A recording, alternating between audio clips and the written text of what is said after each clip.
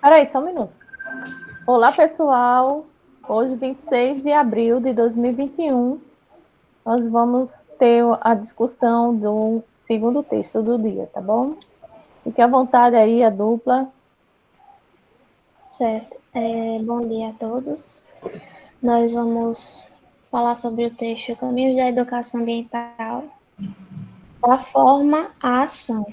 Nosso grupo é composto por eu, Rayane Cristina Dantas Furtado, e Vanessa da Nóbrega e Souza.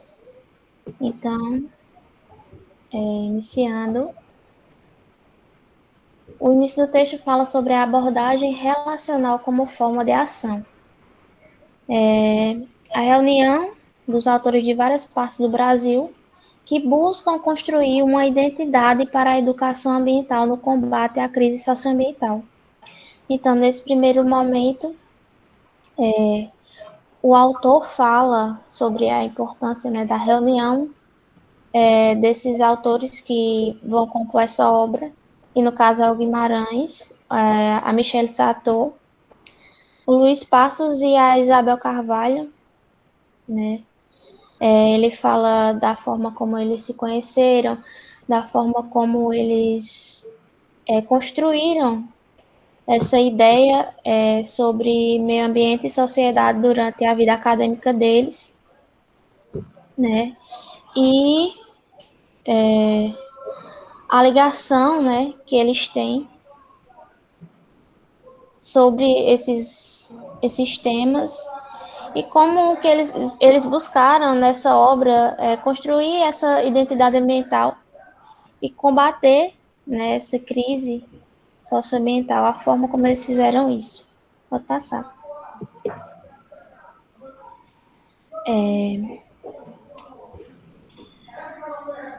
Seguindo, eles falam sobre a sociedade moderna urbana industrial, né, que se trata de uma sociedade que, no desenvolvimento histórico do seu modo de produção, estabeleceu relações de dominação entre classes sociais e entre sociedade e natureza.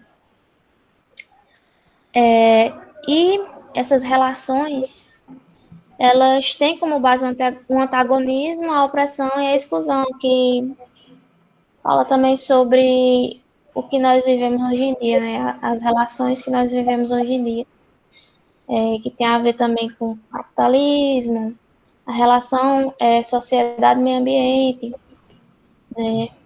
E apesar de ser uma relação, fica claro que essa interação entre as classes sociais, o homem e a natureza, acontece de forma, digamos que egoísta, né? Que é uma em detrimento da outra, né? E que essa relação ela é degradante para ambos. E isso é a raiz da crise, né? Da crise socioambiental. Pode passar. Pode passar. Oh, obrigada. Agora ele vai fazer uma comparação, né, entre as teorias que cada autor apresenta em suas obras. Primeiro tem a teoria crítica, que fala sobre o indivíduo e a sociedade interagirem de forma mútua e recíproca para a constituição da realidade social. Pode passar. A teoria da fenomenologia, né, que traz a ideia de que as ideias e as emoções, tomando nossa corporeidade, fluem na liberdade do movimento. Pode passar. E a hermenêutica, que trabalha as relações entre narrativa e experiência humana, dando historicidade aos sentidos produzidos. Basicamente, o que todas essas vertentes têm em comum é a inter-relação das partes com as partes e das partes com o todo. O que quer dizer essa relação, né, entre homem e natureza, e entre a sociedade e a sociedade mesmo. O que eu falei anteriormente, né, essa interação que é de certa forma, egoísta, né? Que uma classe se sobrepõe à outra, né? E essas visões se contrapõem. Então, assim, basicamente, ele vai falar, o autor, né, no caso, vai falar de como a sociedade pode interagir, né? Que efeito isso vai causar e quais as consequências que essas interações vão trazer. Pode seguir.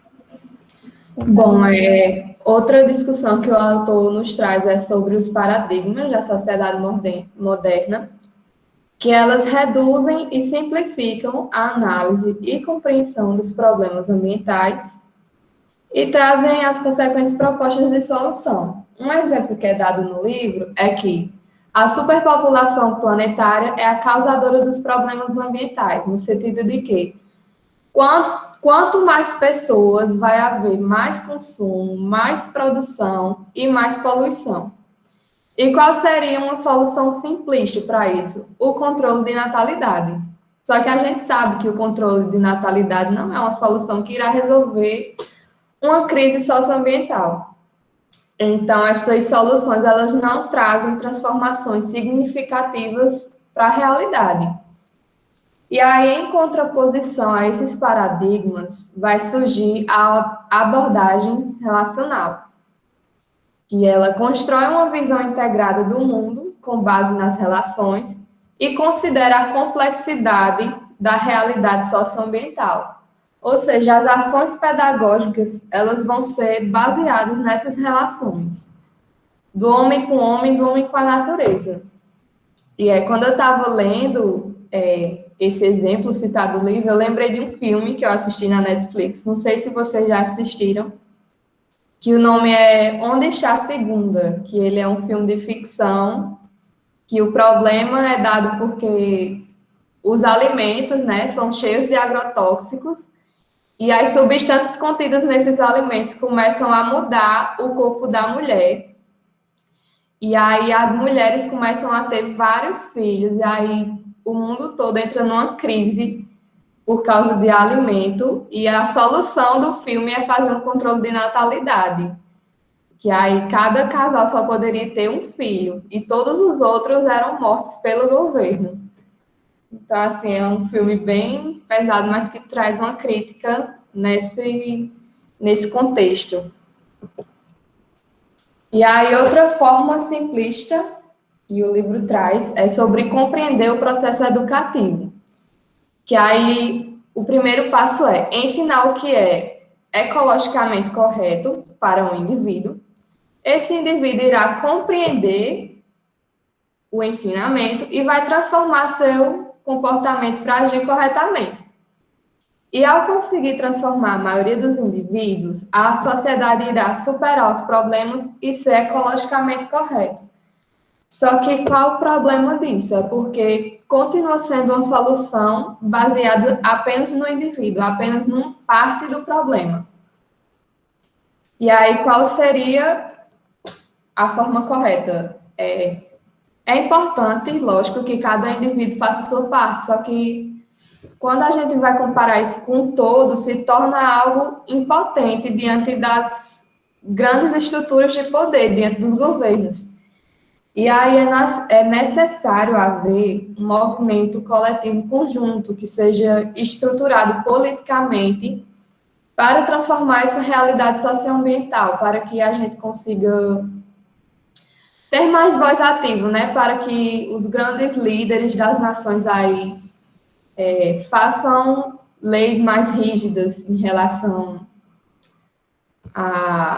aos problemas, né? Em relação à poluição e a tudo, e que realmente seja botado em prática. Só que aí entra também, né, a grande discussão que a gente falou sobre toda a primeira unidade, né, de economia e preservação da natureza e combate a essa crise socioambiental. E basicamente é isso que o texto nos traz.